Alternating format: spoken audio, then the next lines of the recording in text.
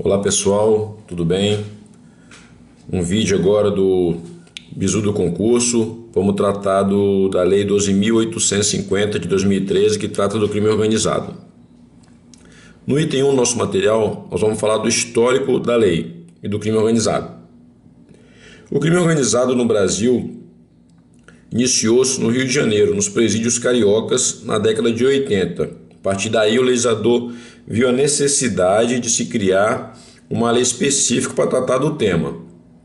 Em 1995, foi editada a primeira lei, a Lei 9.034, que tratava do tema crime organizado, mas ela não conceituava o que era crime organizado. No ano de 2000, veio a Convenção de Palermo da ONU, que tratou e conceituou do tema do crime organizado, definiu o que era crime organizado. Em 2012, com o fatídico assassinato da juíza no Rio de Janeiro, Patrícia Scioli, o legislador editou a Lei do Juiz Sem Rosto, a Lei 12.694 de 2012, que tratou-se de realizar um colegiado em primeira instância para julgar o crime organizado, né? Uma forma de proteger os juízes aí. E em 2013 veio definitivamente a nova lei de crime organizado, a Lei 12.850, que vige até hoje, trata do conceito de crime organizado e de outras disposições relacionadas ao tema. Então nós temos hoje no Brasil três diplomas que tratam do conceito do crime organizado: a Convenção de Palermo, a Lei do Juiz Sem Rosto e a Lei 12.850. A Lei 9.034 foi revogada expressamente pela Lei 12.850. Vamos lá, conceito de crime organizado. Crime organizado está definido no artigo 1º, no parágrafo 1º da Lei 12.850. Ele dá os requisitos do que é crime organizado. Então vamos lá. Associar-se 4 ou mais pessoas de forma estruturada, com divisões de tarefa, com a intenção de vantagem de qualquer natureza na infração a ser realizada, e sendo que essa infração deve ter pena máxima superior a 4 anos ou a infração de transnacionalidade. Então vamos lá. Quando a lei fala de 4 ou mais pessoas associarem-se, vamos levar em conta que o menor, o débil mental, o semi-imputável, vai ser contado para atingir esse requisito. Quando a lei trata do que a associação de crime organizado deve ter estrutura e divisão de tarefas, ela fala da organização, cada um vai ter uma definição. Por exemplo, uma quadrilha de assalto a banco, um vai fazer a segurança de fora do banco, o outro vai ser o motorista do carro. Então ela vai ter divisões de tarefa. A intenção de vantagem no crime. Ela tem que ter uma intenção de se associarem para ter a vantagem. Lembrando que essa infração é de qualquer natureza. E as infrações que eles forem cometer são infrações que a pena máxima seja maior que 4 anos ou que ocorra transnacionalidade. Então, ou essa pena vai ser maior de 4 anos ou vai haver transnacionalidade do delito. Vamos tratar agora no item 3 da extraterritorialidade. Nesse tema aqui da extraterritorialidade, significa o seguinte, que a lei de crime organizado vai atingir também as organizações que realizarem crime à distância. O que é crime à distância? São os crimes dos quais a conduta começa no Brasil e o resultado termina fora do Brasil, ou vice-versa, que a conduta começa no estrangeiro e termina no Brasil. Tá? Esses crimes, desde que, por tratados e convenções, o Brasil se comprometeu a combater. E também quando houver crime de organizações criminosas terroristas, também a lei de crime organizado vai atingi-las, desde que algum dos atos dos terroristas ou da organização criminosa tenha participação dentro do território brasileiro. Vamos passar agora a estudar o item 4 do crime autônomo, que trata o artigo 2º da Lei 12.850. Ela dá a pena de 3 a 8 anos para quem promover, constituir, financiar, integrar, pessoalmente ou por terceiro uma organização criminosa. Ou seja, 4 ou mais pessoas se reúnem para cometer o delito. A pessoa que promover, que constituir, que financiar, que integrar essa organização criminosa, pessoalmente ou por intermédio de um terceiro, de um laranja, vai responder pelo crime de organização criminosa, com a pena de 3 a 8 anos.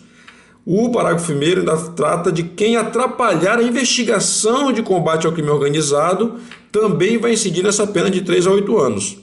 Ou seja, aquele que atrapalha a investigação da polícia, do Ministério Público, vai ser enquadrado como crime organizado. Vai pegar a pena de 3 a 8 anos.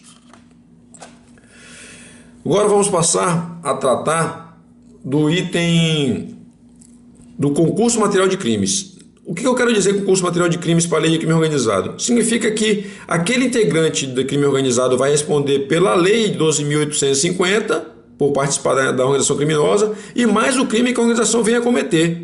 Por exemplo, uma organização criminosa que vai realizar um assalto a banco, ele vai responder pelo roubo mais o crime da lei 12.850. Uma organização criminosa que vai fazer um tráfico de drogas vai responder pelo tráfico mais o crime da lei. Vão somar essas penas, é concurso material. Próximo item, vamos falar da qualificadora de aumento de pena. O parágrafo 2º trata da qualificadora de aumento de pena pela metade quando houver emprego de arma de fogo na organização criminosa. Lembrando que basta apenas uma arma de fogo. Se eu tiver 5 integrantes da organização criminosa e só um está armado, vai incidir esse aumento dessa pena pela metade. Vai haver também um agravante de pena quando por chefe da organização criminosa. Ou seja, o chefe da organização criminosa, aquele que tem cargo de direção, de chefia nessa organização, ele vai ter uma agravante da pena. A lei não fala de em quanto vai aumentar. Então, nesse caso, quando a lei não fala, o juiz que decide quanto que vai aumentar essa pena. E no parágrafo 4º, trata do aumento de 1/6 a 2/3 na pena lá de 3 a 8 anos da organização criminosa, quando houver participação de criança ou adolescente, quando houver participação de servidor público e a organização criminosa se beneficiar da informação do servidor público, se utilizar essa vantagem de ser servidor público. Quando o proveito do crime da organização criminosa for para o exterior, também vai incidir esse aumento. Quando houver conexão entre facções criminosas, entre organizações, por exemplo, uma organização criminosa do São Paulo entra em conexão, se reúne com a organização criminosa do Rio de Janeiro, de outro estado, vai incidir também esse aumento. E quando houver transnacionalidade na organização, ou seja, tiver estrangeiros dentro. Ou tem uma organização criminosa, por exemplo, em São Paulo, que tenha os uruguaios, vai incidir mais um agravante também de 1/6 a 2/3.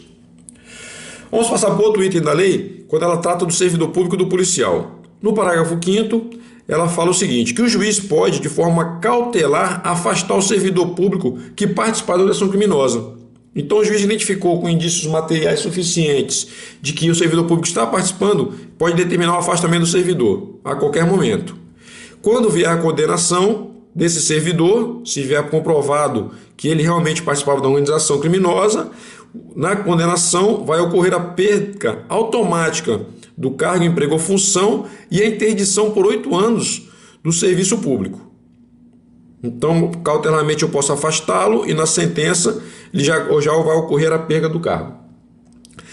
Quando for um servidor policial, a lei fala que deve-se comunicar à corregedoria da instituição para apuração e também ao Ministério Público. Esse item do parágrafo 7º é específico para os policiais. Aqui eu fiz um quadrinho diferenciando a associação criminosa, a milícia privada e a organização criminosa. Diferença importante, na associação criminosa se associam 3 ou mais pessoas para cometer qualquer delito. Aqui ele não tem nenhuma obtenção de vantagem de associar-se, é simplesmente para cometer um delito. A pena é de 1 a 3 anos.